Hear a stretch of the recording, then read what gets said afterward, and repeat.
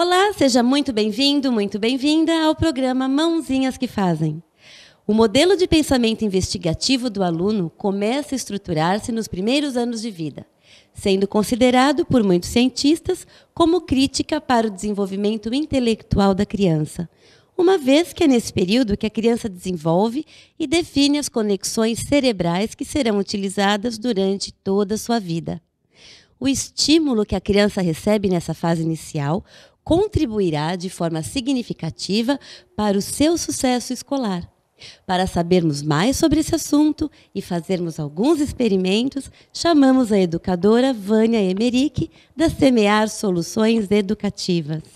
Olá, Vânia, como vai? Seja muito bem-vinda. Tudo bem, Lilian? Obrigada pelo convite. É um prazer estar aqui no seu programa. Prazer recebê-la e agradeço já inicialmente pela sua contribuição que enriquece cada vez mais o nosso programa. Vânia, quem é a Vânia? Conta pra gente um pouquinho sobre você. Bom, eu sou uma educadora, né?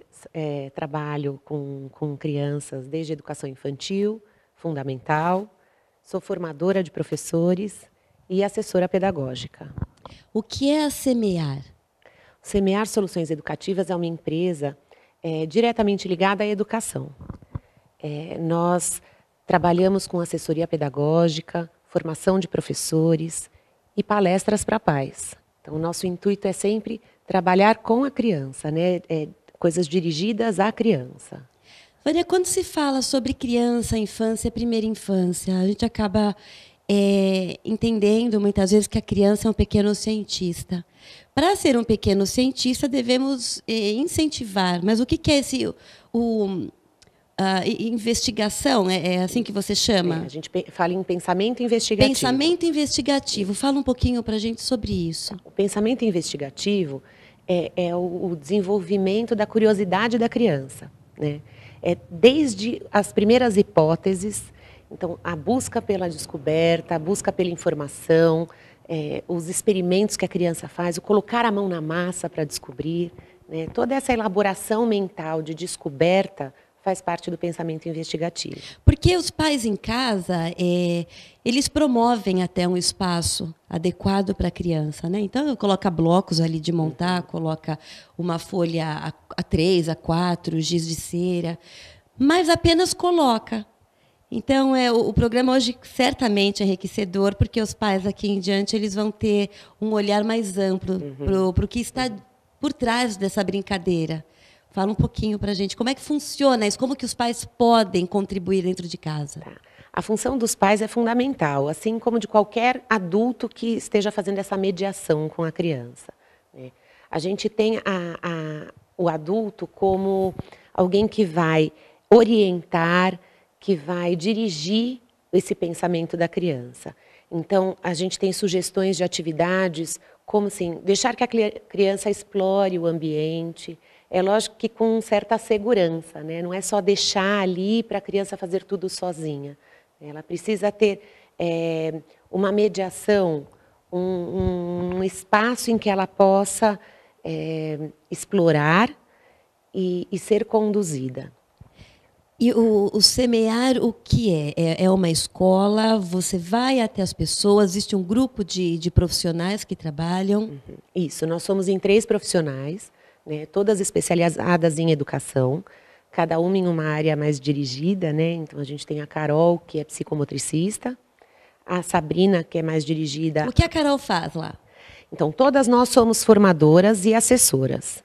Tá? Então, a gente tem um trabalho diretamente dentro das escolas, com assessoria à coordenação, aos professores, ao planejamento, ao currículo geral da escola. E, por fora da escola, a gente tem um trabalho de formação continuada de professores. Então, a gente oferece workshops, palestras, cursos, tanto para professores quanto para pais. Então, tem a Carol. Carol? Isso. A Carol Guimarães, que é psicomotricista. Certo. A Sabrina Dias, que é mestre em educação. O trabalho dela é mais voltado para a parte da história da educação, né, de todo esse estudo aí do desenvolvimento da criança. E eu, que sou psicopedagoga, e um trabalho mais dirigido à gestão educacional. Então vocês não lidam diretamente com as crianças, vocês lidam com os profissionais que trabalham com elas. Isso, como orientação da melhor forma para trabalhar. Então, e como é que isso surgiu? Por que surgiu? Tá. Todas somos professoras, né? As 3. Então, dentro do nosso trabalho, a gente começou a ver a necessidade de um melhor aprimoramento, tanto dos professores quanto dos pais. Porque a gente acreditava que faltava informação para que esses adultos que mediam o trabalho com a criança tivessem mais ferramentas para fazer um direcionamento melhor, né? E pensando que a criança é um ser em formação, né? A criança é um ser que está aí para descobrir, para criar, para desenvolver. Então, quando você faz essa mediação, você recorda-se e pensa sobre a infância. O que vem, a cabeça aí do trio, o que vocês pensam sobre a infância? Como anda a infância, o que ficou para trás, o que deve ser resgatado, o que nunca foi observado? Tá.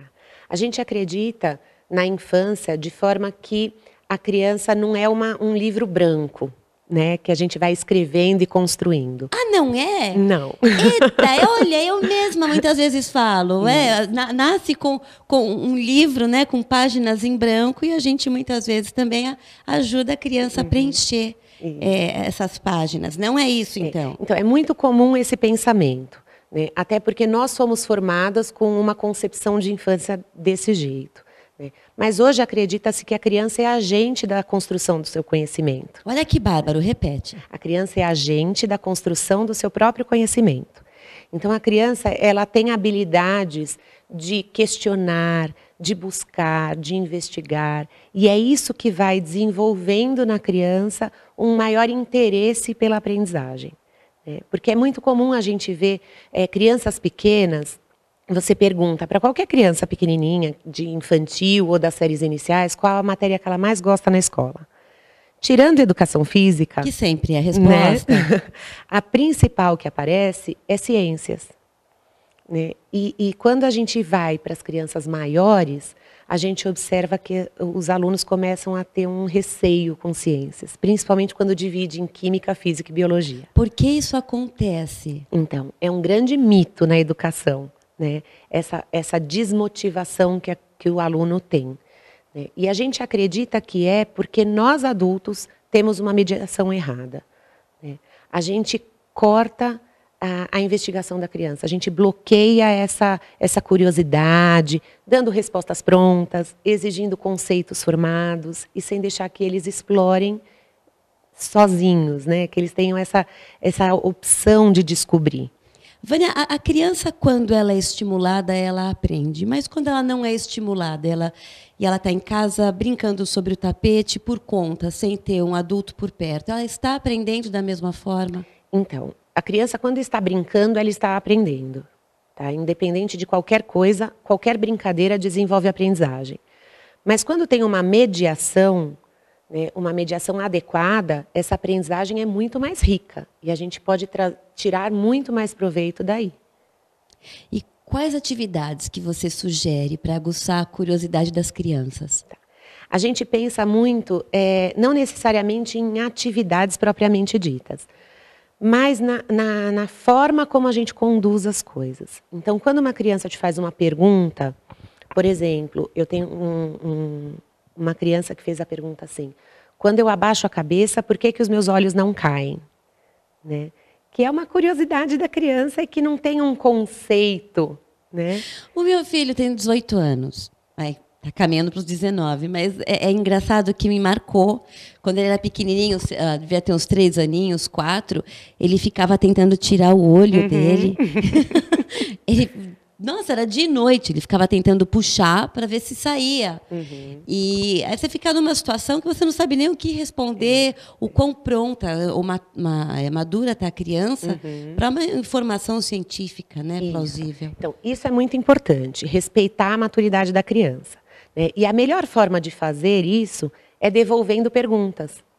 Porque quando a gente responde uma coisa pronta, não necessariamente a gente está respondendo o que a criança precisa naquele momento.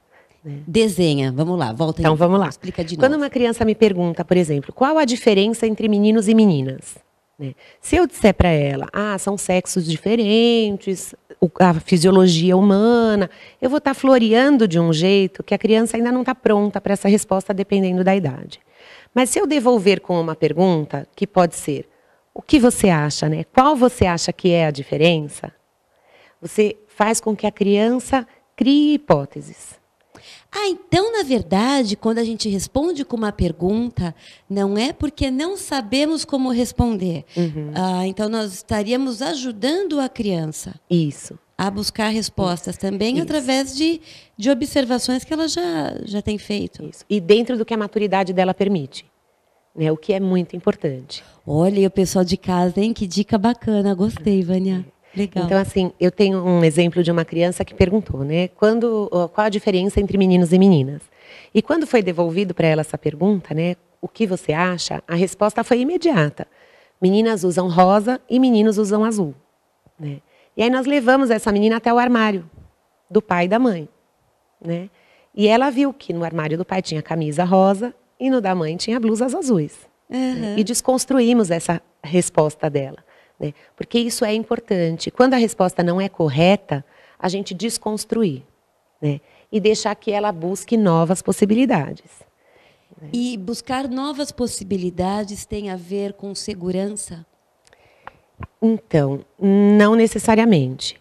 Né? A criança ela vai descobrindo à medida que ela vai buscando. Então, ela vai começar a observar e dentro daquilo que ela tem necessidade. Tá? Então, por exemplo, essa menina estava muito curiosa. Né? Na verdade, ela já tinha alguma ideia, mas ela queria uma resposta concreta. E aí ela continuou observando, observando, e ela trouxe uma resposta de meninas dançam balé e meninos lutam judô. Né? Continua amplo, Continua né? com uma... Porque meninas também podem lutar judô e meninos também podem dançar balé. Né? Mas não pode responder para a criança...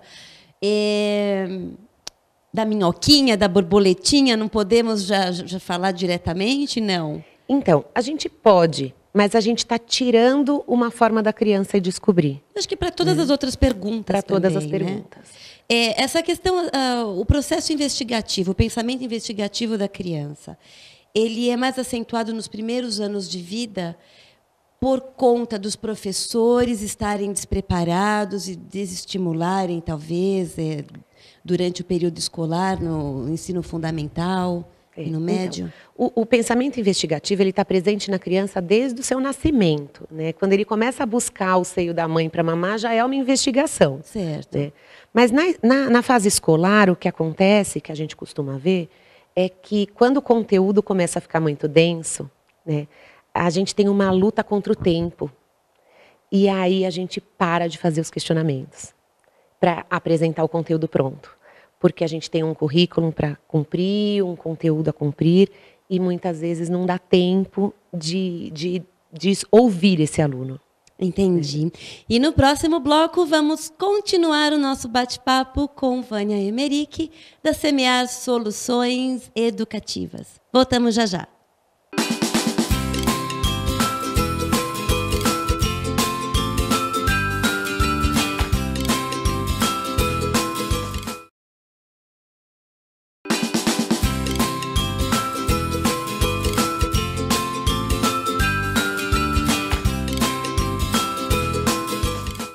Oba! Voltamos a apresentar Mãozinhas que Fazem no bate-papo de hoje. Vânia Emerick, da Semear Soluções Educativas. Como você sabe, eu sou apaixonada por experimentos. Vânia, o que você vai aprontar para a gente hoje? Bom, eu vou mostrar para vocês alguns experimentos simples de fazer em casa. Que a gente pode despertar a curiosidade da criança e aprender algumas coisas com isso. É para mãe e pai brincar com o filho. Isso. Legal. Mas tudo envolve segurança? Isso. É importante que os pais, sempre que vão trabalhar com as crianças, fazer um experimento, dizer que a gente vai fazer fingir que a gente é cientista, né? E os cientistas têm regras a seguir. Então, a gente nunca coloca substâncias na boca, né? Evitar de pôr o dedinho nas substâncias, porque pode ter alguma coisa, por exemplo, um produto químico, né? Lógico que o pai vai escolher um produto adequado para o filho, para a idade do filho, mas sempre dá essas orientações, né? Que a gente não prova, que a gente não mexe, que a gente não cheira. né? E que tem substâncias que parecem ser uma coisa e são outra. Vânia, quando promovemos atividades, experimentos com crianças que envolvem os elementos, né, da natureza, como é que fica o fogo? Então, o fogo pode ser trabalhado sim, mas Pode. com uma boa mediação.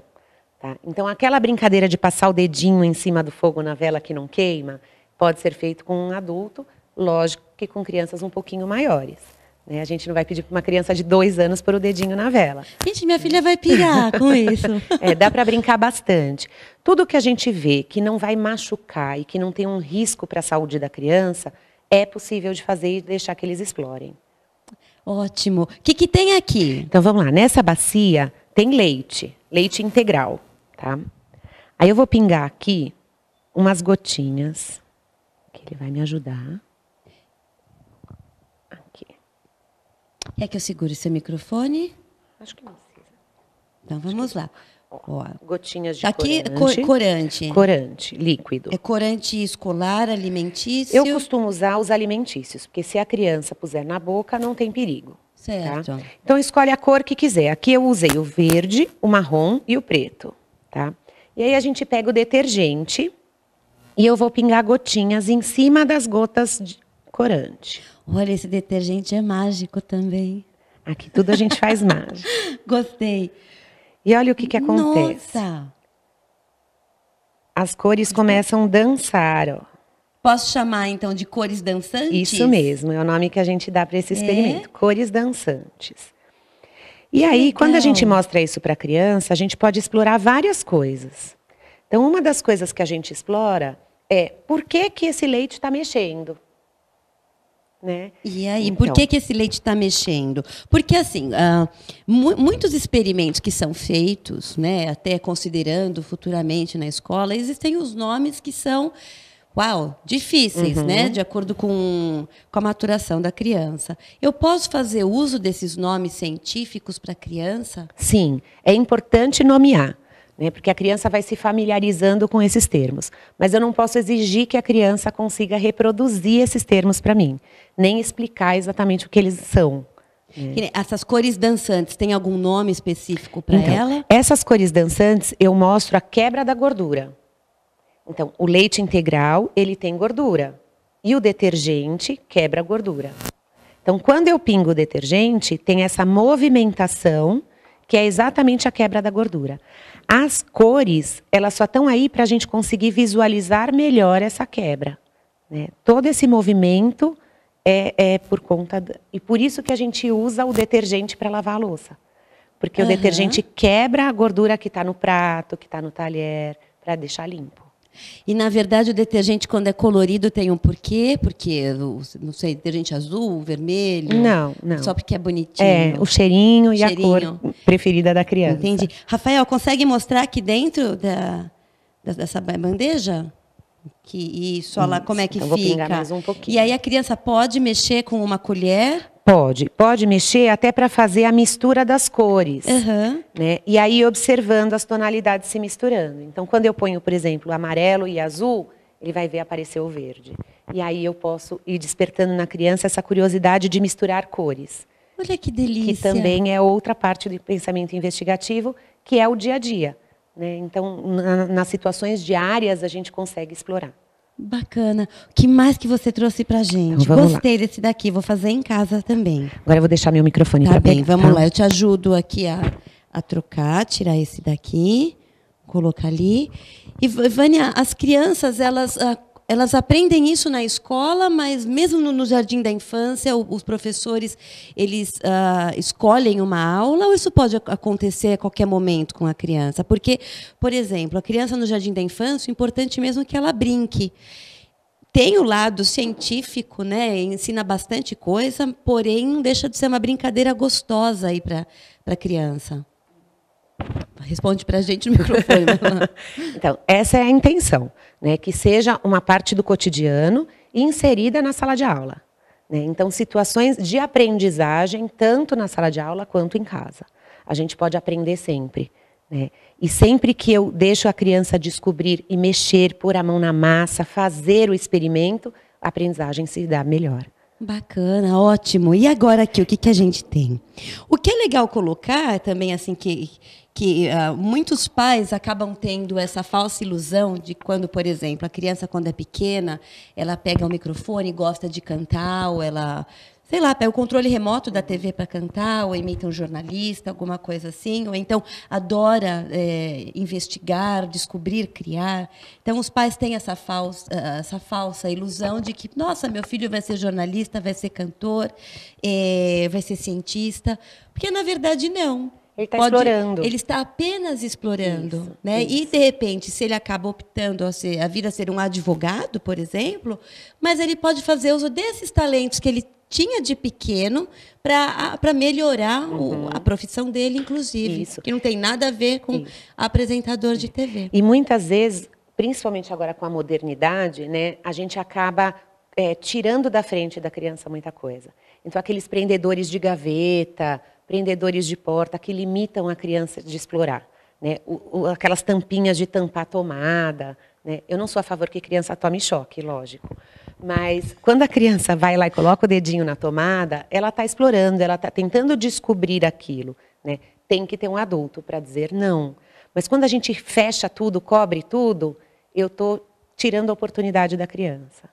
Entendi. Bom, no meu caso, meu filho tomou choque uma vez. Natal, pisca-pisca, colocou o dedo na tomada. Levou um choque, sim. Mas para minha filha, não. Realmente... Já usou como a experiência dele. Exato, exatamente. Mesmo prender o dedinho na gaveta, os pais inibem, né? Isso. Exatamente. E acabam falhando nesse sentido. Exatamente. E aqui, o que a gente tem? Então, aqui, segura agora. Então, aqui eu tenho bicarbonato de sódio, vinagre de cozinha normal, uma garrafa PET, funil, uma colher e bexiga. Uma bexiga. É comum de criança, tá? Então, o que a gente vai fazer? Vamos colocar o funil aqui. O que é isso daqui que você vai fazer pra gente? Esse experimento é uma reação química. A gente vai ver aqui uma liberação de gás carbônico, que é o que a gente libera quando a gente enche a bexiga. Então, o meu pulmão libera gás carbônico para encher a bexiga. E eu vou encher essa bexiga sem usar a minha boca, sem assoprar. Olha, vou levar para as festas isso. Meus recreadores vão ficar super felizes de não ter mais que inflar a bexiga. Então, eu vou colocar o bicarbonato de sódio dentro da bexiga com o funil. Perfeito. Bexiga qualquer, né? Bexiga qualquer. Tá. Se for aquela muito pequenininha, é ruim, porque aí é muito ar para pouca bexiga. Ok. E aí, como que eu posso explicar para a criança o que vai acontecer? Então, eu acredito sempre que é melhor ele observar para depois ter a explicação. Então, primeiro a gente faz o experimento, deixa que ele observe, e aí a gente pergunta, o que você acha que aconteceu? Tá. Então, aqui, ó, eu estou colocando vinagre dentro da garrafinha PET. A quantidade implica no resultado? Então, se eu colocar muito mais do que 1/4 da garrafinha, na hora que ocorrer a reação química, vai vazar o líquido.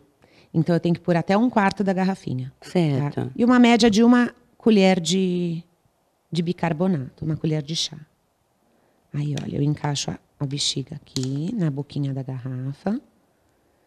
E vou levantar para o que tem dentro da bexiga cair lá dentro do vinagre. Não vai explodir, né? Não vai explodir. Carol, não vai explodir. Uau! Olha! Gente, vou levar isso daí para as festas. Olha que gostoso. Olha, as crianças ficam muito surpresas. É bem divertido fazer com criança. E não dá trabalho, e não tem sujeira, e não tem risco nenhum para a criança, né? Porque é tudo produto que dá para eles mexerem. Aí é só soltar, que às vezes complica um pouquinho. Aí, para decoração, viu? Não precisa Pode ficar com a fazer boca cheia de experimento, exatamente. E dá para já decorar a mesa do bolo já. Olha só. Forma divertida, legal. Não é gás hélio, então ela não sobe. É uma bexiga de gás carbônico normal. Senão já seria também too much, né? Ok. Vamos rapidinho a outra. Conseguimos fazer? Então, vou usar essa bexiga mesmo. Tá. A gente trabalha também com alguns experimentos comparativos. Então, quando uma criança desce num escorregador de plástico num dia de sol, ela desce do escorregador, encosta em alguém e dá choque, né? E isso nada mais é do que eletricidade estática. E a gente pode observar a eletricidade estática de diversas formas. Então, vou mostrar um jeito que a gente vê a eletricidade estática acontecendo. Tá bom. Pode aproveitar meu cabelo, que já é roxo, já fica com a aparência de bruxa. Olha lá, eu vou esfregando a bexiga no cabelo da Lilian e olha o que vai acontecer. Quanto mais atrito fizer, mais cabelo vai levantar. Tá levantando? Rafael, fecha aqui a câmera. Dá para ver? Consegue ver? Vamos... Nossa, eu tô vendo. Então, quanto mais a gente... Ó, agora levantou bastante. Ó. Tá? Isso é eletricidade estática. Opa, pronto. E a eletricidade estática, ela acontece com uma troca de eletricidade, né? Eu neutralizo um polo e aí ele se evidencia. Então, a gente pode ver isso de diversas formas. É engraçado porque isso me recordou aqui em festinhas, os recreadores geralmente passam isso na cabeça das crianças e fazem assim, bu. As crianças ficam assim possessas, mas acaba depois virando uma brincadeira gostosa. E sim, né, o que não fazíamos podemos passar a fazer, de falar realmente o que significa, isso. O que está acontecendo ali. Na verdade, a proposta é continuar fazendo tudo o que a gente já faz, só que dando oportunidade da criança pensar sobre isso. Então, sempre com perguntas, com questionamentos. Vânia, amei você aqui no programa. Vai voltar outras vezes. Gostei muito. Obrigada. Deixa o contato aí, pessoal. Se escolas também ou queiram procurar pelo trabalho de vocês. O nosso site é www.venhasemear.com.br. E o nosso e-mail, semear@venhasemear.com.br. É isso aí, muito obrigada. Obrigada, é um prazer estar com você. Perfeito. E na semana que vem voltamos a apresentar Mãozinhas que Fazem. Aproveite e visite nosso site www.mãozinhasquefazem.com.br. Daqui para frente, a sua semana aí com as crianças vai ser bem mais divertida. E dentro de casa, aproveitando o que você tem disponível. Um beijo, até semana que vem. Tchau, tchau.